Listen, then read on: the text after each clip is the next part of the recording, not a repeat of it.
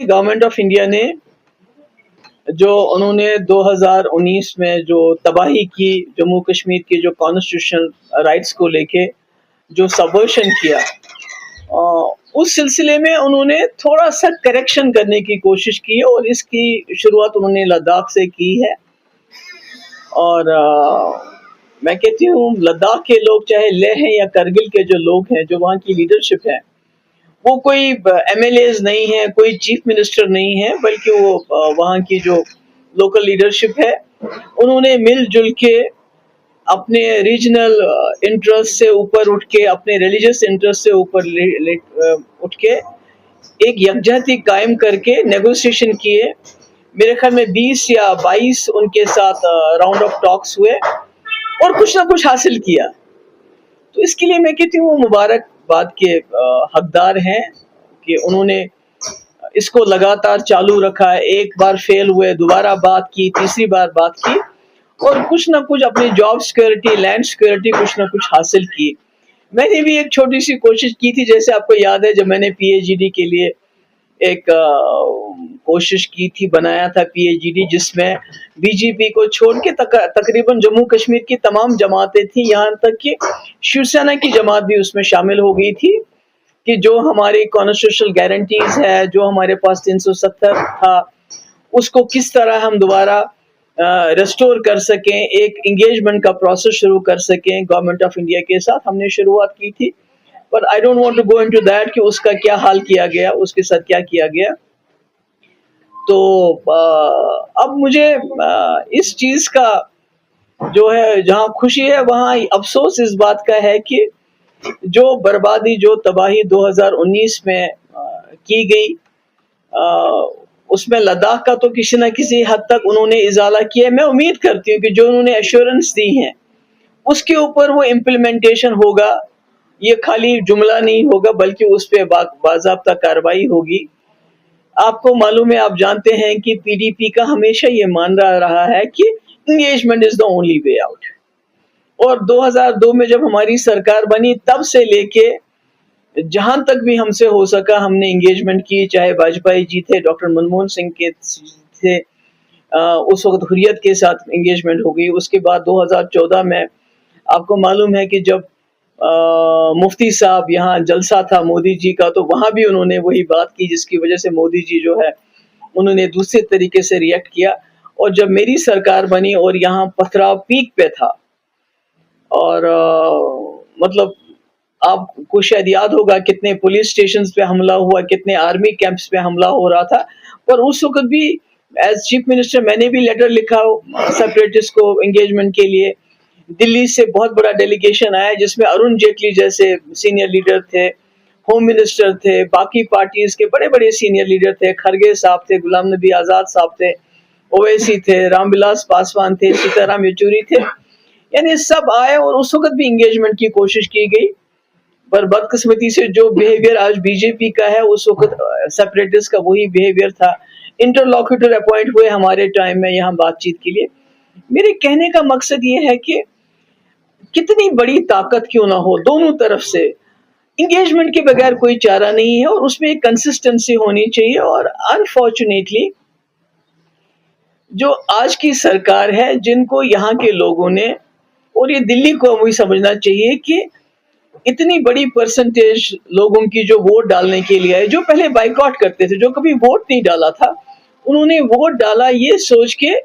कि एक सरकार बनेगी जो हमारे हुकूक है उसका तहफ़्फ़ुज़ करेगी, जो हमारा खोया हुआ वकार है उसको बहाल करेगी। बाकी सड़क, बिजली, पानी, ये तो BJP की सरकार भी कर सकती है ना। तो उन्होंने मतलब जो अभी की सरकार है, ये इंगेजमेंट की ये कोशिश नहीं की उन्होंने कि दिल्ली वालों को आमादा करना है कि यहाँ लोगों के साथ इंगेजमेंट करे। पाकिस्तान की बात तो दूर की बात है, पर यहाँ जो इंगेजमेंट, क्योंकि यहाँ के लोग बहुत ज्यादा दिल आज़ुर्दा हो गए हैं, एलिनेटेड है। क्योंकि जब भी एलिनेशन होती है तो उसमें बहुत कुछ पनपता है, उसमें अलहदगी पनपती है, उसमें सेपरेटिज्म पनपता है, और आज सबसे ज्यादा एलिनेटेड यहाँ का यूथ है।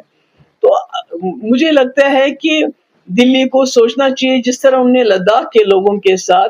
ایک انگیجمنٹ کی، ایک ڈائلاگ شروع کیا، یہاں بھی کرنا چاہیے، اور کچھ نہ کچھ کانفیڈنس بلڈنگ میجرز ان کو کرنے چاہیے، لینے چاہیے، بات چیت کریں. میں نے کئی بار کہا ہے کہ ہمارے یہاں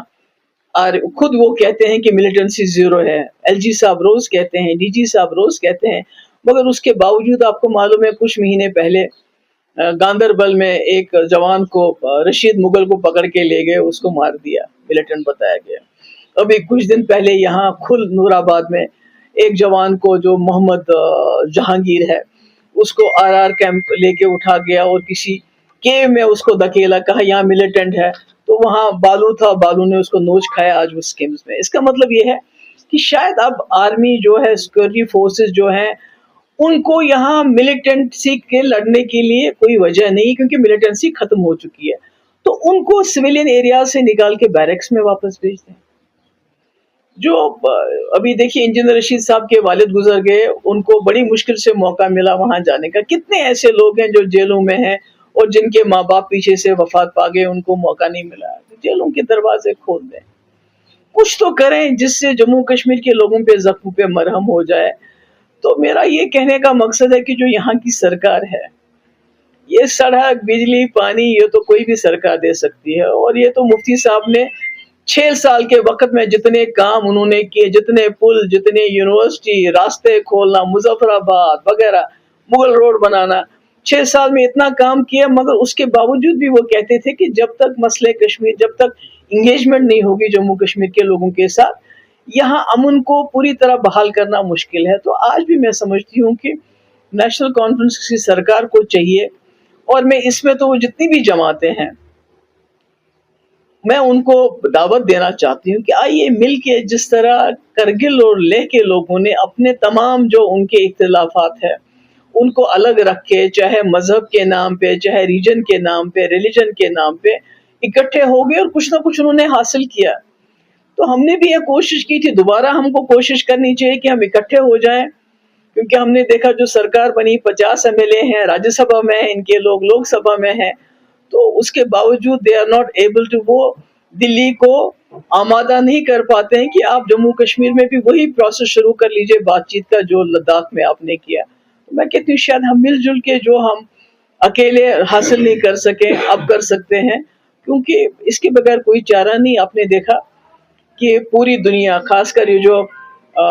ویسٹ، جو ایشیا میں اس وقت جو ایران اور امریکہ اور اسرائیل کی جنگ ہو رہی ہے، کتنا طاقتور ہے اسرائیل، کتنا طاقتور ہے امریکہ، پھر بھی وہ نیگوسیشن کے لیے کوشش کر رہے ہیں. تو ہم تو یہاں پر، اگر آپ کے ہم اپنے لوگ ہیں، جموں کشمیر آپ کا اپنا جسم کا حصہ ہے، تو ہمیں کیوں اس طرح اکیلا چھوڑ دیا؟ ہمارے ساتھ یہ بات کیوں صرف ایسفا کے ذریعے، یو اے پی اے کے ذریعے، پی ایس اے کے ذریعے، ایجنسیز کے ذریعے روز چھاپے، آج پھر این آئی اے نے وہاں جو ہے سراج العلوم پہ چھاپا مارا ہے، ہماری پراپرٹی ضبط کرنا، ہمارے لوگوں کو نوکریوں سے نکال دینا، نوجوانوں کو ان کے اوپر سرویلنس رکھنا، ان کو مانیٹر کرنا، ان کا دم گھٹتا ہے اس سے. تو مجھے لگتا ہے دلی والوں کو سوچنا چاہیے، جموں کشمیر کے حوالے سے بھی انگیجمنٹ کے بارے میں بات کرنی چاہیے. اور ہمارے جو یہاں جماعتیں ہیں، خاص کر جو نیشنل کانفرنس بہت بڑی جماعت ہے، ان کی سرکار ہے، تو ہم سب کو ایک پلیٹ فارم پہ اکٹھا ہو کے پھر سے دوبارہ جو پی ایچ ڈی میں ہم نے کوشش کی تھی، دوبارہ کوشش کریں. کہ آپ کو یاد ہے جب ہم نے پی ایچ ڈی بنائی تو مرکزی سرکار مجبور ہوگی ہمیں آل پارٹی میٹنگ میں بلانے کے لیے، آپ کو یاد ہوگا وہ. تو کیا پریشر تھا، باہر کا پریشر تھا، اندر کا، مگر اس کے بعد اس کو کیسے بکھراؤ ہوا اس کا، الیکٹورل پالیٹکس میں پھنس گئے. دیکھیے لیہ اور کرگل کے لوگ الیکٹورل پالیٹکس میں نہیں پھنسے، ان کے پاس اسمبلی نہیں، کچھ نہیں، پر پھر بھی وہ کتنا کچھ حاصل کر سکے یکجہتی کی بنیاد پہ. مجھے لگتا ہے اگر ہم بھی اکٹھے ہو جائیں گے تو کوئی بڑی بات نہیں ہے کہ ہم بھی بہت کچھ حاصل کر سکتے.